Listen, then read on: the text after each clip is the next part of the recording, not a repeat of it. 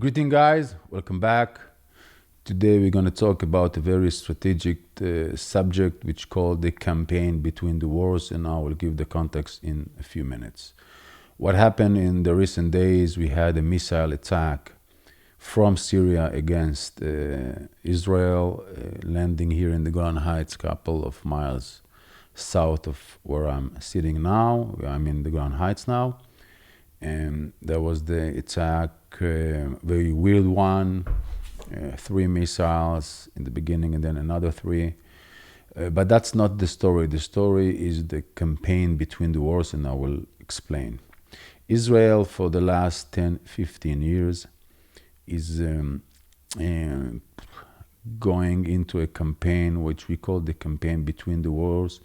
Between the wars, that means it's a group of actions that Israel is taking against her enemies, especially Hezbollah and Iran, which the end target, the end game of it, is to push forward the next war. Meaning, Israel doesn't want to engage a war with Iran and Hezbollah. If we don't have a chance, we'll do it, but as a strategy, we don't want to do it.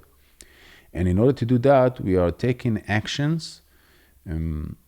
Some of it are covert, some of it are known, which all the target of those actions is to push forward the war. So when you hear about, let's take the nuclear Iran effort, it's obvious to all of us that once Iran will have a nuclear weapon or a phase before they will have it, Israel will have to attack, which actually will lead to a war. Immediately with Hezbollah, probably with Hamas in Gaza, the West Bank will be, everybody will be, joining all the gang will join this party. And Israel is taking actions against the nuclear Iranian efforts in order to push this thing forward. For each time you hear about a mysterious explosion in one of the nuclear plants in Iran. Every time you hear about a nuclear scientist that died in a mysterious accident or murder or something like that. So it's usually it will be Israel that is doing these covert operations in order to prevent from Iran to get quickly or as fast as they want to the nuclear bomb.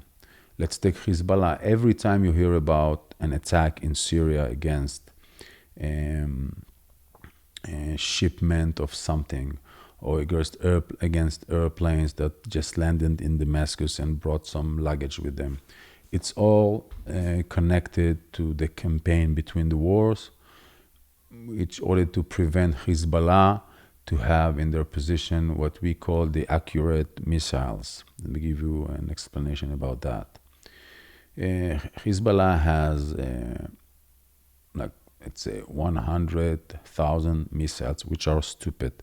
Stupid, that means that they shoot it and it doesn't fall on a certain target.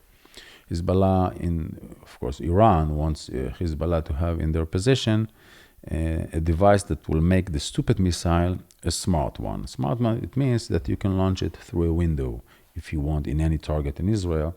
So every time you hear about this bombing in Syria, you probably should know that this is part of the campaign for between the wars, as we call it. It's an Israeli name, by the way. It's an army slang or an army phrase. You don't find it on, I don't know where, dictionary. This effort, to be honest, is running for 10, 15 years. Pretty effective till now.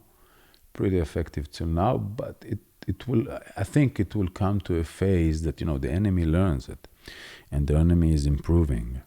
It will come to a phase that the campaign between the wars ended and probably a war will occur. What happened in the last 2-3 weeks, we talked about it. Let me say it again. Our enemies were under the impression, because of the legal reform and all the dividing you have in Israel now, that we are weak, and they tried to challenge us. It was a very orchestrated Iranian campaign against us. Started with, they took Hamas as a proxy, but it's the Iran hand all over it. They waited for the Ramadan, the Muslim holiday. They took the Temple Mountain as an excuse, and they started by launching from Gaza all the way to Lebanon, Syria, and back to the Temple Mountain. It doesn't have nothing to do with the campaign between the wars, but that was kind of Iran reaction to our campaign. Okay, so you can say that's their campaign against our campaign. It's a campaign versus campaign. If you heard about a month ago about a meeting that in Syria was held and was attacked, and a couple of Iranian officers were killed, probably we can say that it's something that the campaign between the wars is involved with. So Iran, in order to react, they cannot react to that. So what they did is what we saw the last campaign on missiles all over Israel, using Hamas and the Ramadan holiday as an opportunity or excuse to do that. So campaign between the wars, the end target of it again is to prevent the next war. It's mainly against Iran and Hezbollah. Hezbollah is working hard to get capabilities that are strategic, and Israel is prevented it on a daily basis. If you monitor the media, almost every week in Syria you have between 2 and 3 attacks from someone that wants to prevent something. Israel also has this campaign against Hamas. It's a very low one. It's mainly against the Hamas desire to get to his possession strategic weapon and missiles. If you hear about a Hamas engineer that is being kidnapped in Singapore, or you hear about trucks with missiles going from Iran all the way from Sudan to Egypt in order to get to Gaza and get bombed on the Sudan-Egyptian border. So it's all this thing. It's a very massive campaign in the army.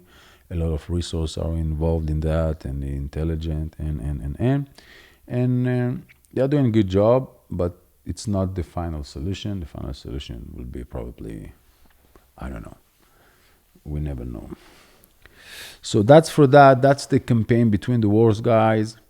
Just to give you the headlines of that, so you can have the context of what's going on. Because if in Israel or in the Middle East, if you look on a specific event, you can't understand. You have to go high and see the whole picture, and then you might get a sense of stuff.